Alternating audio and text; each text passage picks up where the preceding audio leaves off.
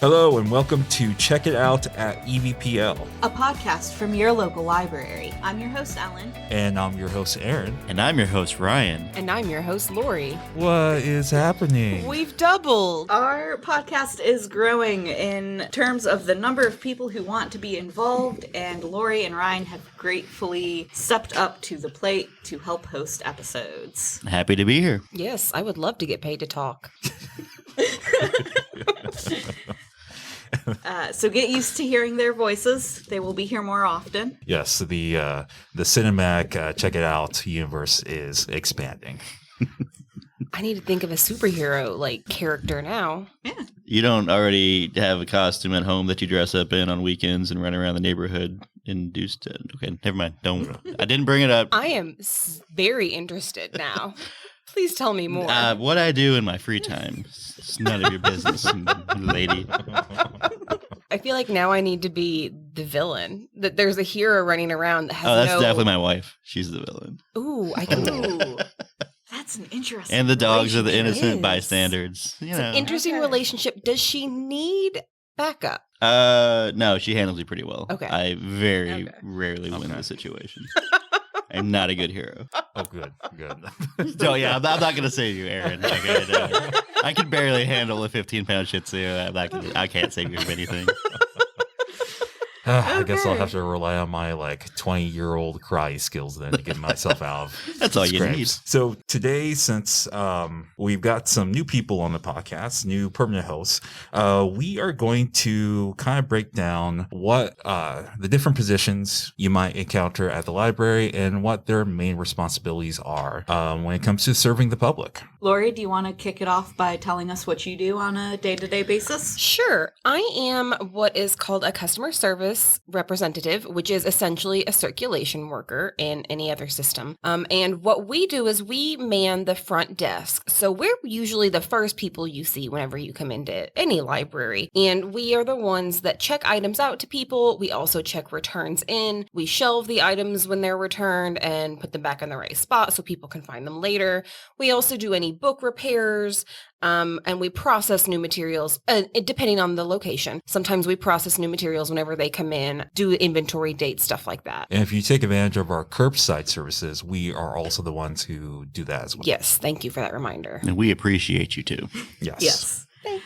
Now, you have worked in circulation both at Central and now at Red Bank, correct? Yes. I've been in the system for about 7 years now. Okay. So you're kind of really used to how this flows. Yes. Yeah, which is one of the best things we can get from a circulation person. We would be lost without you putting books on the shelves. Yes. I do think that there is probably about a year learning curve for most circulation workers, and that you will understand the job way before a year is over.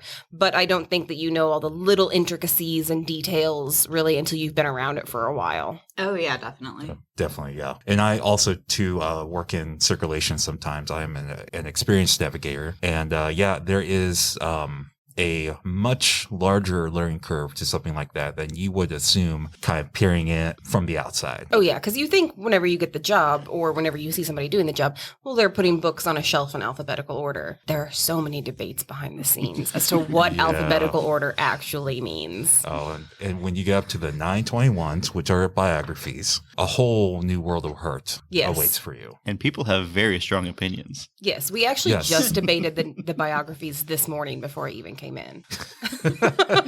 What was the debate? About whether or not you should group the books by the subject of the book and then by the authors, or if you should just simply go off of what the spine says in alphabetical order. Because, say you want a book about John F. Kennedy, how many other Kennedys are there? They're all going to be mixed together. So it would be easier for somebody to come up and say, oh, I just want the John F. Kennedy books if they're all together. But that is confusing sometimes for people that are shelving, or it's just not technically correct, which we could have many debates over. You heard it here first, folks. There's turmoil in the stacks. But no matter where they are, we'll help you find them if you need them. Yeah. Turmoil in the Stacks. That sounds like a noir, like I'm sure that is the title of one of my favorite books. The dedication is, "This book is for anyone who's ever wished to find a body in a library." It's actually my fear. Yeah. Who would think that we would have two opposing views on the subject? I mean, no one's found any of the ones I've left lying around. So. Ryan, you're a superhero. What are you doing? Well, collateral damage, Aaron. I'm not. We've established I'm not good at my job. All right, the whole Man of Steel where he destroys half the city. Oh yeah, that's my inspiration. Okay.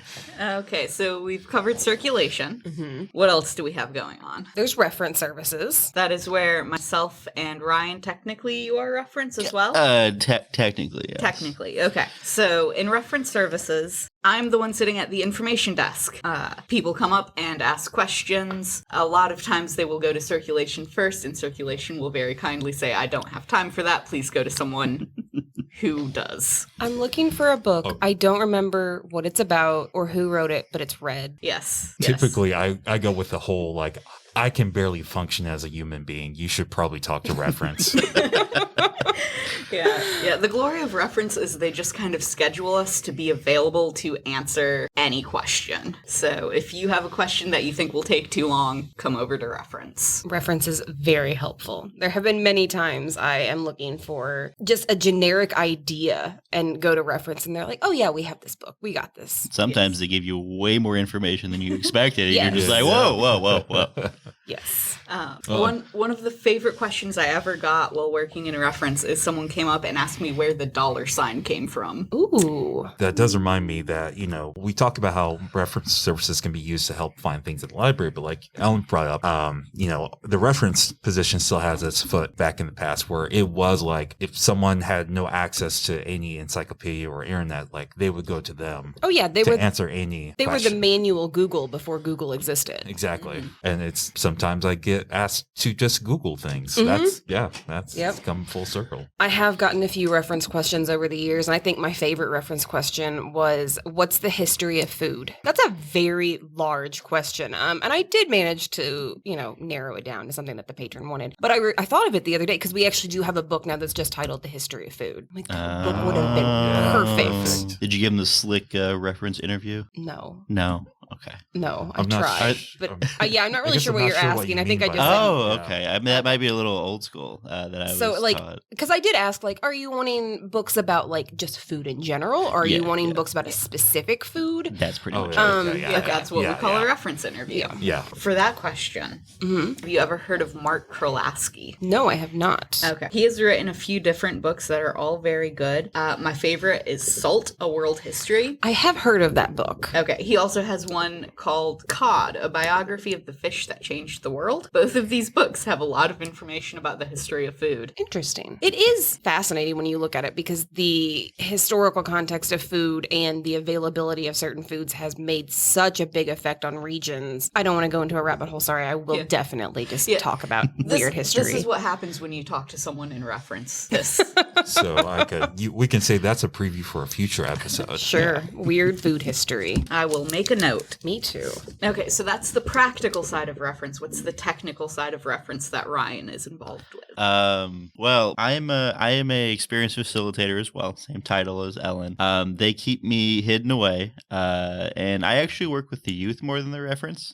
So we do some things with reference, mainly just a lot of curating materials because I'm in the outreach department, and our entire goal is for getting library resources out into the community. And one of our programs is to actually deliver library materials to daycares and preschools around the Vanderbilt County region because we're trying to get the resources to the community for focus on early literacy. So a lot of the reference stuff that I do is mainly curating materials, finding out what age group it's good for. Cheryl did a fantastic course on reader's advisory, so I mainly use those skills. That's the reference part of outreach. So are you part of the group that has been working on the Easy Reader project, which the Easy Reader project, for people that aren't familiar, is they are taking the books that are considered easy readers. They have a specific label that say that. And they're for new and upcoming readers. The project right now is they're actually separating them into different reading levels with different stars on them so that anybody can take a glance at a book and tell what reading level it is for their kid. Are you part of that? I am not part of the project, but I love it because it's been helping me do my job. I think every children's librarian across the system breathed a collective sigh of relief when we started working on that, because everyone has been asking for leveled easy readers since as far as I know. Mm-hmm. Oh, absolutely. And it is nice to be able to take a kid to a section and say, hey, like anything in this area you will most likely be able to read. Yeah, anything with the blue star, that one's for you. Yes. Yeah. So youth services, we don't have anybody representative of that here today, it doesn't seem like, other than the work that Ryan does on outreach. But youth services is the area that works with the children. The biggest youth service I think that we have in the system is the Read Center at Central. And they are the ones that do all the fun stuff for kids. So they're the ones that does your Bubble Fest, your Take and Makes, your craft, and your story times. And teens also fall under youth services, although there are usually specialized positions for people that just do teen stuff. Like here at Central, for example, like we have like a video game night every Wednesday. And so it's like a couple of hours where we set up in the old cafe and have some video games for teens to just, hang out and chill out after a long day of school. Mm-hmm. I know at Red Bank we do have a book club for teens as well. Yeah, there are a few different book discussions that have happened and are going to happen as things change. Yes. And we also have those fantastic story times at pretty much every location for age groups 0 to, I think we go up to 6 with story times. Yes. Yeah, cool. Story Times and Dance Party are two big programs Yes. universally. And then at Red Bank, we also have the cat that comes out, reads with kids. So Jazzy the cat will come out, and any kids that are insecure maybe about their reading capabilities have a chance to read to this calm little kitty that won't judge them for their progress. You were blowing my mind there. I thought you had a talking cat for a second. I got really excited. I would also be really excited if Actually, I I got a talking cat. got a little angry because I'm like, wait a minute, I had to have a degree to get this job. Like, what qualifications did this cat That cat has meet? a master's. Thank you very much. This cat is very fuzzy, okay? A master's in fuzzology.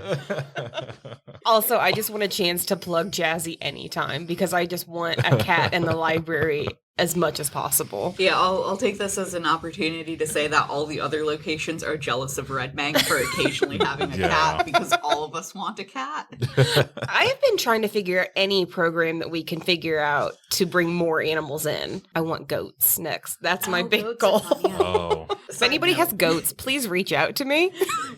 You should get with Caitlin, who just transferred down to Central because I think she's getting into yoga programs. Okay. And so that would be a good opportunity to have goat yoga. Yeah, goat yoga. is that seriously a thing? Yes, it is. That is a thing that exists. Okay, cool. All right.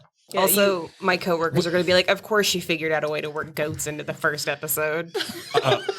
I mean, I love goats. The loud bleeding can be a little annoying, but okay, goat yoga. So the goats, We have questions. yes. Do you utilize the goat in any fashion, or are the goats just in the same space as you perform yoga? So goat yoga is a miraculous event where you go and they have trainers handling the goats, and in certain poses they will encourage the goats to go stand on you. So you're doing downward dog, and then all of a sudden there's a goat standing on your back. It's supposed to be for balance. Yeah. If you can Okay. keep a goat on your back while you're in downward dog, you're doing the position right is the idea behind it. So it sounds like it's more appealing to people who don't already have cats that lie on them all the time. Cat yoga is also a thing. Of course it is. Yeah. Of course it This is. would be a very social cat, though, for cat yoga. Yeah, I bet Jazzy would be good at it. probably. Jazzy's just the perfect employee, isn't she? Beyond youth services, back on track here. Okay. We also do have specific librarians in the system that covers certain subjects. Yes. We have local history librarians. Christina is the makerspace librarian, if I remember correctly. Yes, she is. So she's the one that actually is in charge of all this equipment that we're using right now. Technically, she's in charge of us. Ooh. Yeah. I should be nicer to her. Well, talking about specific librarians, we also do have a business librarian. Mhm. I think we have a Yes. legal librarian, possibly. I'm not sure. I'm not sure if we Did- have one or if that's kind of a goal. Yeah. There is a law library downtown, which I definitely encourage a lot of people to use that whenever they ask legal questions. There is also a technology librarian. Jake just got that position, I Oh, believe. that's right. Yeah. So he's the one that whenever you go to a location and you need help with your tech questions and they have a sit-down person, that's typically Jake. And he's the one running all the computer classes. Yes. Yes. And Yeah, then- we have like So a I- nutrition or something as well. I think that's what Helen does. Yeah, Helen Yeah. does health and nutrition, I believe. Okay. And medicine, because I think she's the one that went through the stacks and weeded out all the old books that were no longer That's right. relevant. Yeah. It's like, oh, have a wound on your leg or rub some arsenic on it. Pack it with mud, it's fine. Yeah. I don't think we actually had those books in the library. Don't take our advice. Nothing about leeches. Do you have? Are you feeling ill? Well, what position is the moon in the sky tonight? Speaking of totally off topic again, I saw the moon out at noon yesterday. What is up with that? A noon It's You moon. winter. never, yeah. You see Bizarre. moon Has out to do with during the the day angle all the of the time. Earth. Yeah. Obviously, I'm not the science librarian. I took a single astronomy class in college, and so, like, the only thing I know is that the moon comes out in the day because the Earth is at a different angle. So you're our resident expert now. That is my one good space fact. Okay. So you've gotten all you can out of me.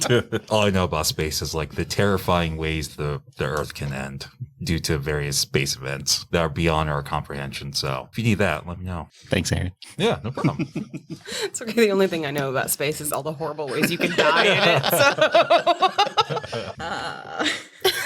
Okay, so that pretty much covers the public elements of the library, the people you're going to interact with day to day. What kind of stuff do we have about behind the scenes? Well, we have a wonderful IT department that handles all of our internal technology. I think they're a trio. There probably might be 4 of them at this point, but across all pretty much 8 of our branches, they're the ones that set up all kinds of computers, printers, phone lines. They do it all. Yeah, they do it all. They answer so many silly questions from me. I am surprised they haven't blocked my number.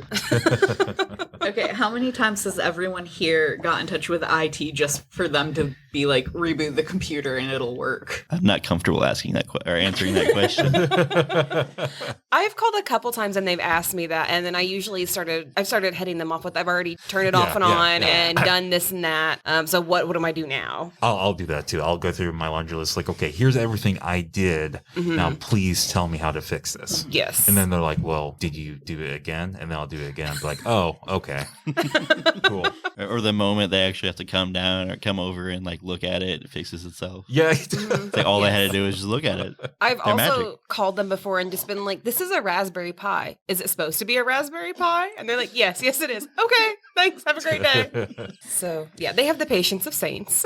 Yes, and they are Yeah. amazing workers. And then we also, of course, have TSD. Which, TSD is so good. yeah, TSD stands for Technical Services Department. I Thank mean, you, Lori. I was just gonna leave it as is, but it's like with any workplace, everyone has the acronyms you use, and sometimes we forget that people don't use these acronyms. But yeah, TSD, they are the unsung heroes of the library. That's where new books are processed when they're brought in, and they're the ones that catalog. They're also the ones that order all the books, aren't they? Or materials in general. I think. Yes, everything goes through them. Yeah. So so any requests they process. Yeah, because from what I understand, please correct me if I'm wrong, the facilitators will handle requests for new materials and then pass it along to TSD, and TSD is the one that actually cultivates the collection. Yeah. Yeah, that's really handy because in reference, we can either request a specific title or we can just go and say like, hey, we need more books on, I know homeschooling is one that I put in recently, and they just, a couple weeks later, we had like 10 new homeschooling books and I had to do 0 work. So Sure. thank you, TSD. Yes, and they notice stuff that even isn't necessarily requested. Like at one point, point, I got really hyper fixated on the Lizzie Borden case and checked out every book in the system and a couple of interlibrary loan books. And the next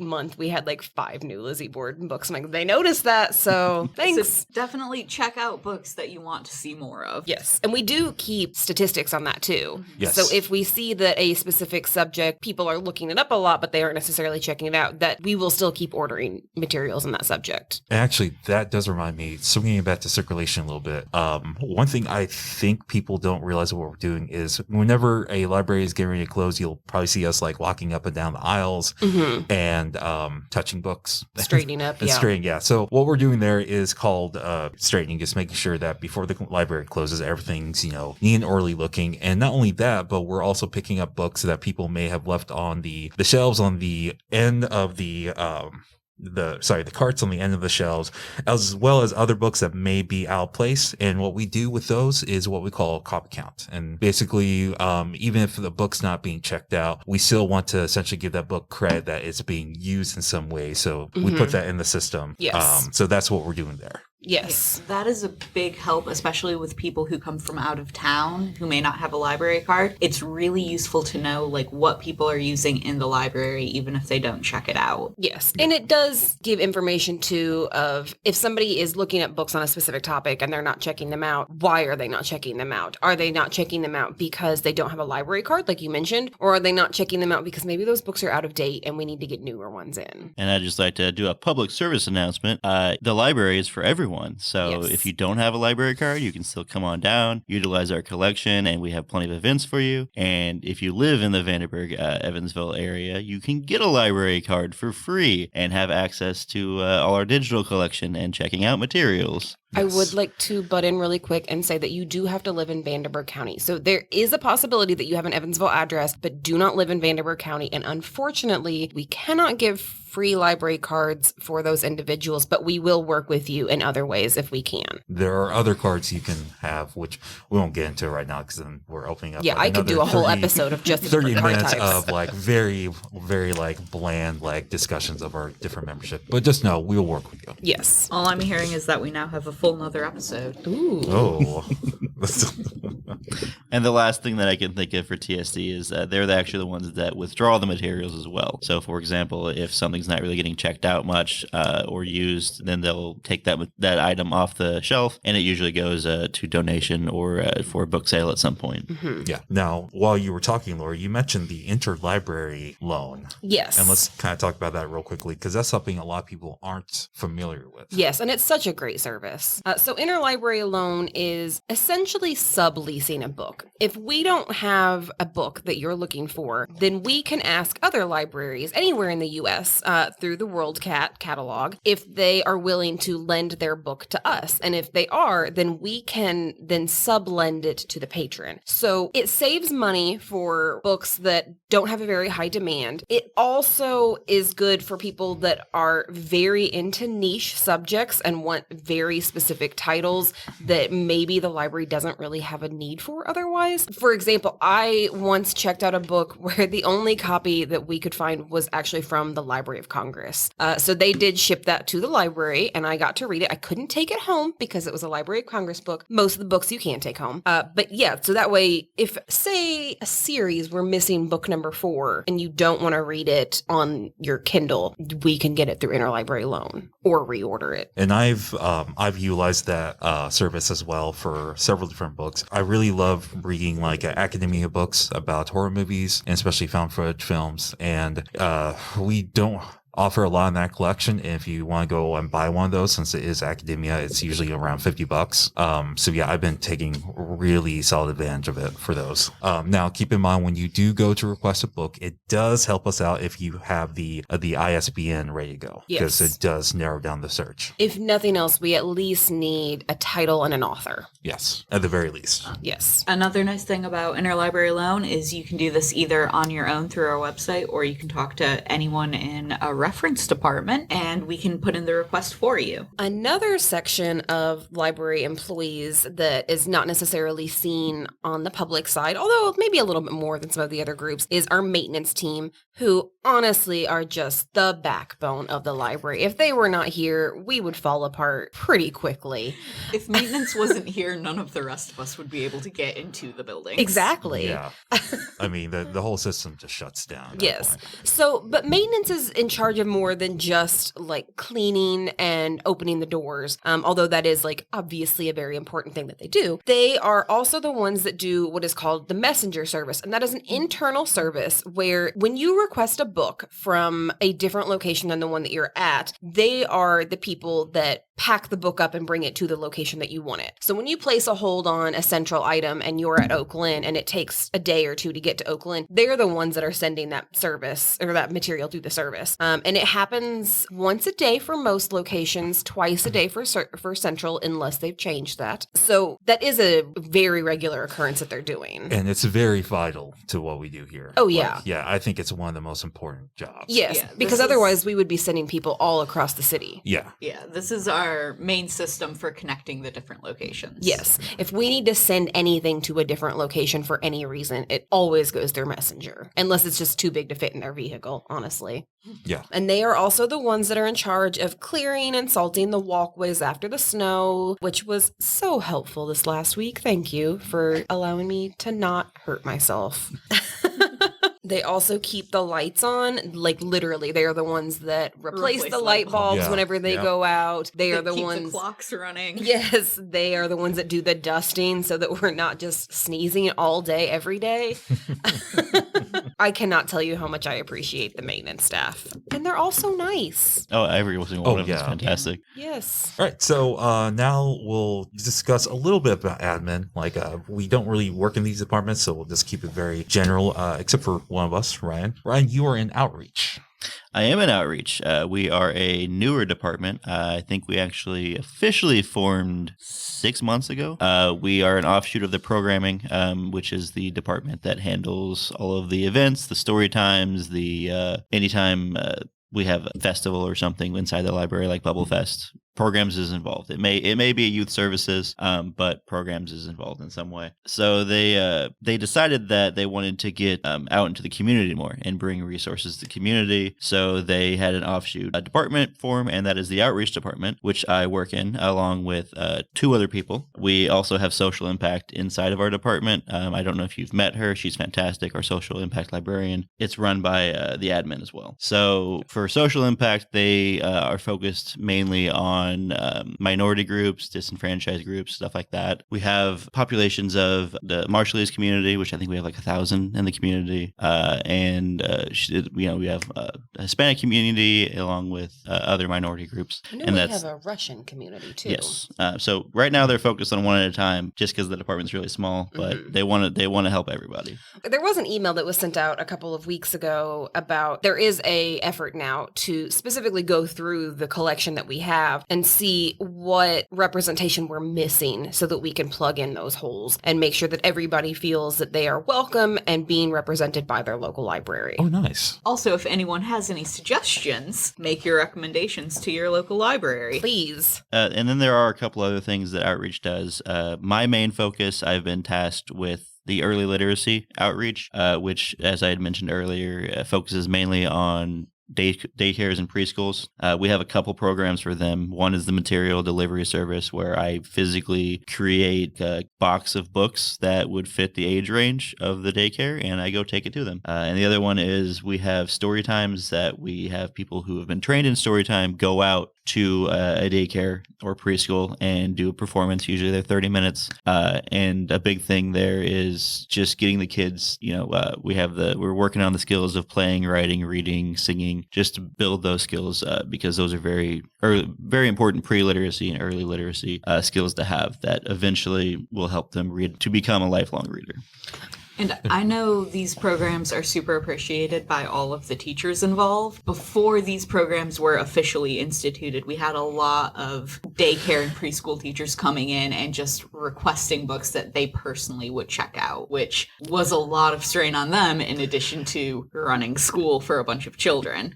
So the fact that we can kind of step in and help and organize those collections for them, I hear a lot of good things from teachers about it. Yeah, and we're excited. Like I said, we're pretty small, so it's you may not have heard of us. We're growing, and I think we're only servicing like 10 or 15 daycares currently out of, I want to say there's 130 in the Vanderburgh County area. We want to get them all eventually. So once we grow and get the manpower and have everything running as it should be, we want to be interacting with pretty much the entire community and giving information and getting access to library resources to anyone that wants them. Another silver lining, it sounds like, to this outreach department is that it familiarizes children with the library so that they feel comfortable coming in and using the services that we offer. I do know, for example, a couple weeks ago, we had some children come in, and being little kids in the time of COVID, they had never been to a library before, and they were so excited to come in. They were running around saying, look at all the books. And that's something that we love to see little kids get excited about. So hopefully with this outreach program, it will get more kids into the physical library as well. Yeah, we also go to public events where we do a lot of general library information, library card sign up as well, and we're just letting people know what we can do for the community, because one of the biggest barriers that we have in our department and as a library as a whole is people just don't really know what we can do for them. Mm-hmm. Yeah. Now, question. So I see that you're working a lot with the youth community, especially the preschools. Are there any talks, maybe plans in the future about hitting up like maybe the retirement homes or anything like that that involves people that still can't get out of their house very easily but want to read and have access to those materials? Yeah, we actually have, we've discussed about growing it and going different ways. So we have a program currently that is partnered with Meals on Wheels. Okay. To where if you are a Meals on Wheels recipient, you can also request books to be delivered to you. Okay. That is awesome. One of our outreach members handles that. And then we did go to 𝗦𝗏𝗧𝗃 at one point and do a EVPL to you is what we call it, which you can request on our website. It's in there somewhere. And we went out and we gave out free books. We talked with them. We signed a couple people up for library cards, and we just give them all the information. A lot of it, I took some iPads that we have and just kind of showed a bunch of seniors how to get onto our digital collection, because you know they don't always want to be going to a branch. So that was a big thing we were pushing. But yeah, there are plans to grow to other age groups. We just partnered with Deaconess for this is all age groups, but for patients in isolation. Okay. We gave them access to our e-access cards, and we made accounts in Canopy and Hoopla and Libby. And basically, if you're in isolation in the library or not in the library, if you're in isolation in the hospital, then you will have access to they have accounts for all of our digital collections. So you're not going to get going mad. You've got stuff to do in there. Good. That's awesome. I didn't know about like most of that. I didn't either. It's really new, and yeah, we're thinking of all sorts of fun stuff to do. So beyond outreach, there are more things that admin do. That is just more of the part that people might see, but there are a lot of people behind the scenes in admin, and they are the ones that get the budget together, run the budget, write grants to give us material, to give us the funding for new collections or programs that we're trying to do, or even just updating the buildings. I know that one of the big grants recently has been a technology grant, and they have been applying that to the spaces, the meeting room spaces, so that people will have better technology when they try and give like PowerPoint demonstrations. The admin group is also in charge of marketing, so anything that you see where that is advertising the library, obviously that's what they're in charge of. And then there is also the training people, or the training materials that they develop as well for new people. And that covers every position in the library, so it's a little overwhelming to think about. Yes. Yeah, because there is like a curriculum each position like needs to learn, and it takes like a couple weeks of training, and then we have like on the field training too, where we actually like learn the proper procedures for shelving books and locating certain things like where the specialty subjects are. Like, for example, like where is the Business Central books on the second floor in Central? It's not right next to the main nonfiction books. It's a lot of stuff, a lot more than you would think when you just kind of think about in general, what does a person do at a library? Yes. They are also very good in admin at navigating all of the bureaucratic red tape that comes along with a library, because there's state laws involved in running a library. You can't, maybe you can just open up a library. I don't think so. And it is important to remember that admin, while we do have a CEO and a COO, we do answer to a board of directors. And you can actually watch these meetings on, I think it's on the Facebook page, right? Yeah, I've watched a couple of them. They do stream them live. Okay, so I am a book coming into the library. Where do I go first? Well, you're probably being shipped in a box from Baker and Taylor. Yes. And you are going to be delivered to the library, where maintenance will take you up to the Technical Services Department, TSD. And then TSD is going to take you out of the box, and they're going to make sure that you're the correct thing that they ordered. And they're going to do all the processing for you. So they're going to either enter a MARC record or find one that has been published by a different library. And the MARC record covers a description of what the material is, where it can be found, what the subjects are, who the author is, when it was published, how it was published. Like, that is everything you could ever want to know about a book, pretty much, is going to be in the MARC record. So once that is created or adapted, then any stickers or labels or anything like that will be placed on you. And love a good sticker. Oh, we love stickers. So many stickers. So once you get your sticker collection, then you will be sent to the different locations, wherever your home location is. So you could be sent to Central, you could be sent to Red Bank, Oak Lynn, North Park, wherever. Once it gets to those locations, again, messenger services through maintenance are the people that get them to those locations. Then it is handed over to typically either circulation or the reference department, depending on the location. And I will say at McCullough, where I work, it actually goes through both. So circulation handles all of the incoming messenger, and they split up everything, so they have to check and see what's new and what's just normal returns. Anything new goes over to reference, and we handle it from there. And then once the materials have been ran through reference and cataloged and indexed and everything that they need to do, it is then given back to circulation, and circulation is the department that then puts those books on the shelves, typically the new shelf. Sometimes there are exceptions, but they are the ones that put them on the shelf so patrons can find them. Okay, so I go through TSD, maintenance, circulation, reference, circulation, and then I finally make it to a patron. Yes, that is why sometimes whenever you see something that is noted as in processing on the website or in our catalog, it might take 2 or 3 days, because that's the process that it's going through. Yeah, there's a lot of checkpoints. Yes, because at any point, any of us could also notice a mistake.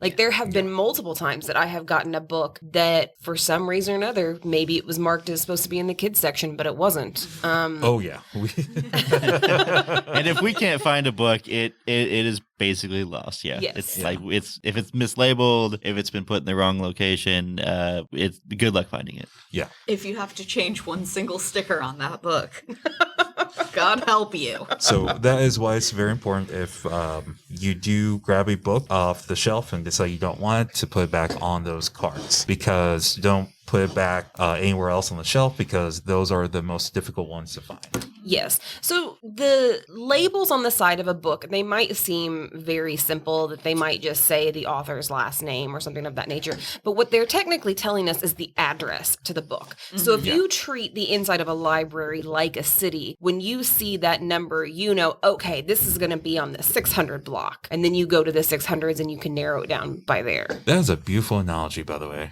Like, that's perfect. Thank you. If you find a book or other material that you want to look at, but you don't have access to a library card for one reason or another, let them know at the reference desk. They will do something to work with you, even if it is just keeping it back on the shelf or on their shelves, so you can come back in and read it the next day.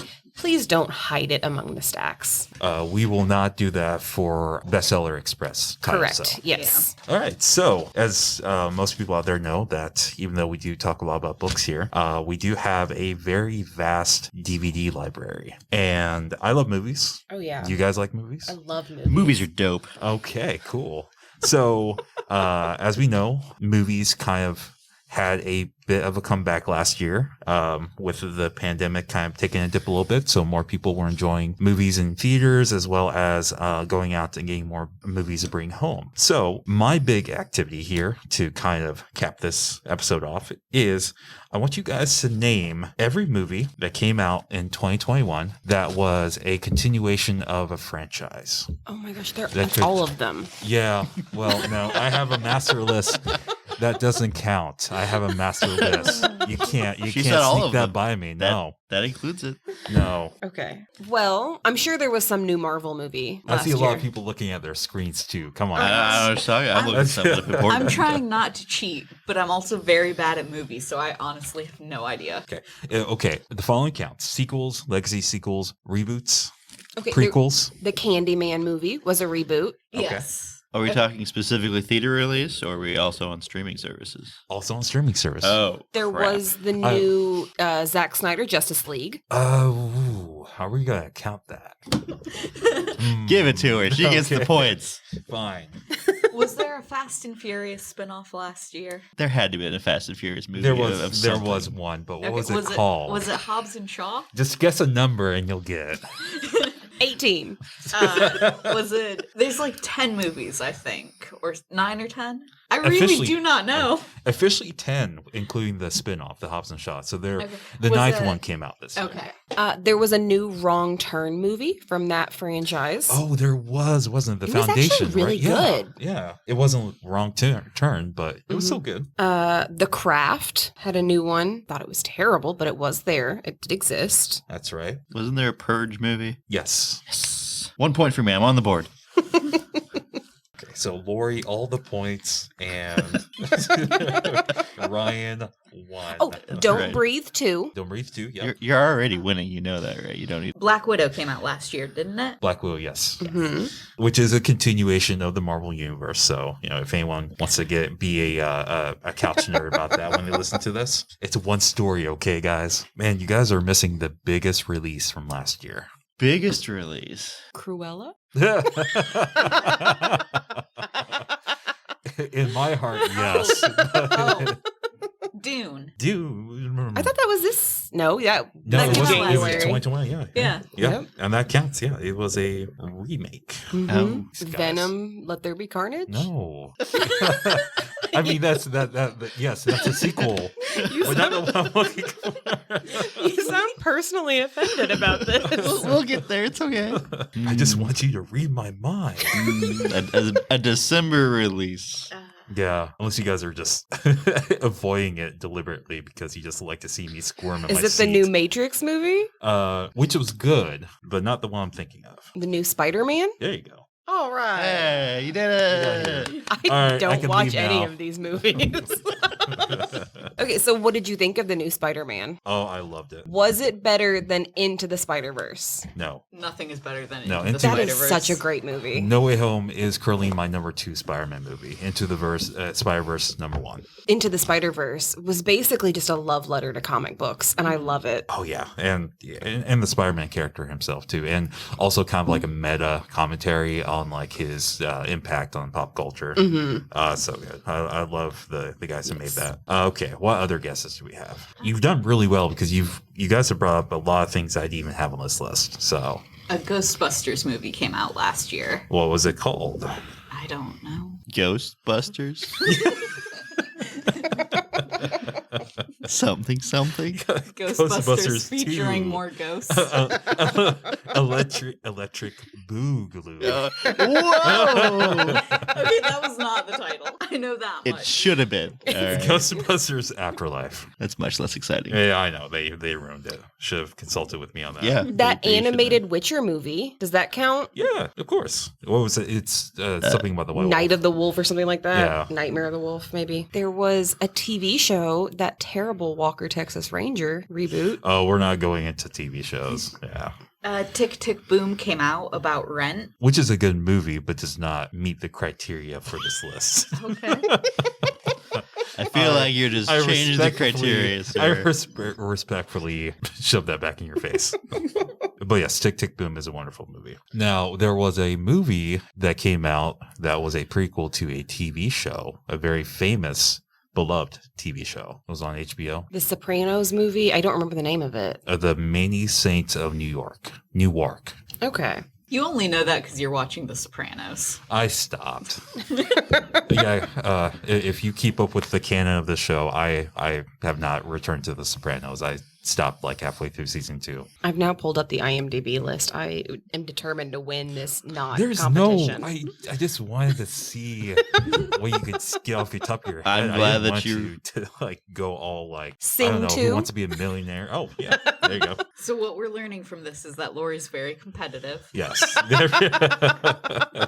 I actually just really like movies is the thing. Oh, The Suicide Squad. That was a continuation. Yes, it was. There was also an Sequel to Suicide Suicide Squad. Squad, yeah. yes. There was also a new Resident Evil. Oh yeah, there was. I don't know if this counts. There was another Macbeth movie. I don't think that really counts. They just have a new like Shakespeare movie every year, I think. I don't know. In the cinematic Shakespeare universe, I guess maybe that counts.